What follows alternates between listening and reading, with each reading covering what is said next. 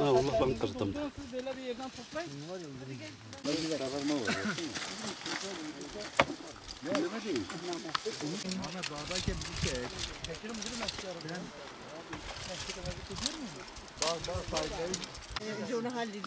Altına gireceğim.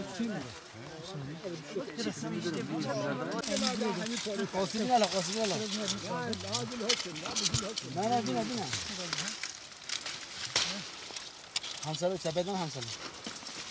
Sepeden öderim.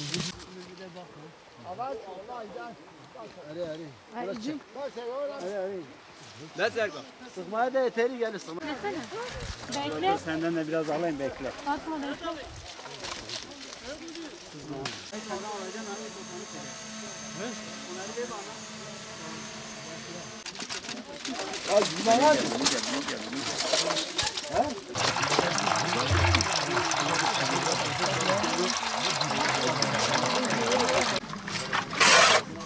İşte bu da pekmezde en önemli kullanılan madde budur. Bu da mayasıdır. Bu maya olmazsa pekmez olmuyor. Düzgün olmuyor.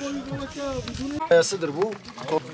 Çok önemli. Bu olmazsa üzümün pekmezi olmuyor. Doğal hali, doğal şekli olmuyor.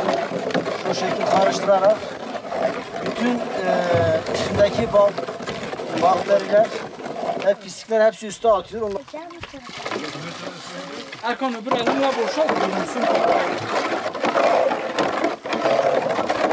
Bu şekil mayalaşıp bidonlara koyuyoruz. Bidonlarda bütün kirli bakterileri üste vuruyor. Üstten de köpükleri atıp gidiyoruz.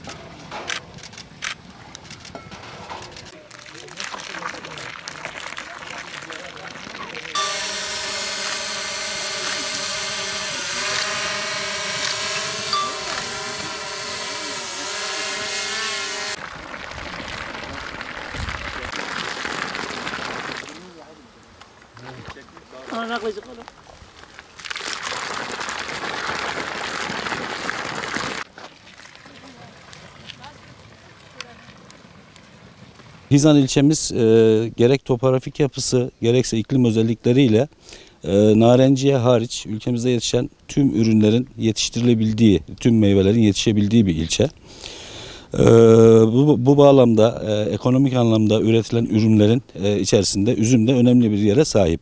Hemen hemen ilçemizdeki tüm köylerde üzüm yetiştirilmekle beraber ekonomik olarak 13 köyümüzde yaklaşık 14.000 dekar alanda üzüm üretimi gerçekleştirilmekte. Dekara verim yıllar itibariyle değişse de ortalama olarak 1 ton civarında gerçekleşmektedir.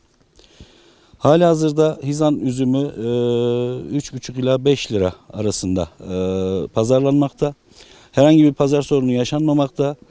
Daha çok sofralık olarak tüketilmekle beraber kurutulmuş üzüm, pestil ve doğal yöntemlerle yapılan pekmez olarak da ilçemizde değerlendirilmektedir. İlçemizde yetiştirilen 12 farklı çeşit üzüm bulunmakta olup bunların içinde sofralık çeşitlerin önde geleni tayfi, miri ve sinciridir. Pekmez yapımı için ise daha çok bağıltı çeşidi dediğimiz çeşit kullanılmaktadır. Üreticilerimiz kendi ihtiyaçlarını karşıladıktan sonra bunları ürettikleri üzümü civar illere ve ilçelere pazarlamakta. Kendi ihtiyaçları ve satmak için de daha çok doğal yöntemlerle pekmez yaparak değerlendirmektedir. Biz üzümlerimizi özellikle Eylül aylarında, yani sonbaharın Eylül aylarında topluyoruz, getiriyoruz. Ondan sonra kazanlarımıza koyuyoruz, sıkıyoruz orada. Orada sıkma makinelerimizde sıkıyoruz. Ondan sonra orada maddesi olan topraktan maya diyoruz biz ona. Mayalaştırıp bidonlara koyuyoruz. Bidonlarda dinlendirip kaynanan kazanlarımıza koyuyoruz. Kaynanan kazanlarımızda yaklaşık 250-290 derece civarından kaynıyor. Yani şu şekil bir 100 litreyi kazana koyduğumuzda yapılış haline gelene kadar 30 litre kalıyor. O şekil yapılışımız, pekmezin yapılışı bu şekildir. Şifadır.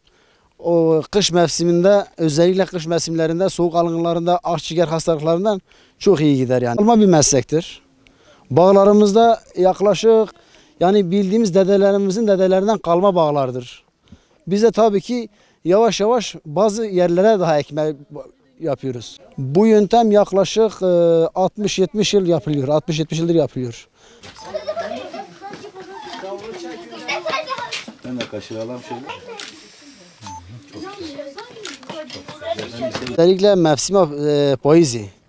Payızı hem tinin, dişinin tinin dugoveşin dixne arzananda.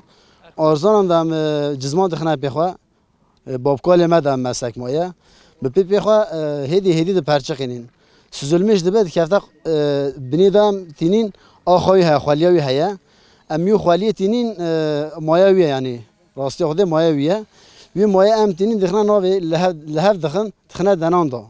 Dixne denan derawiqi xaliyawi pisikoy de bini emay de seri em tinin valla kana diste da.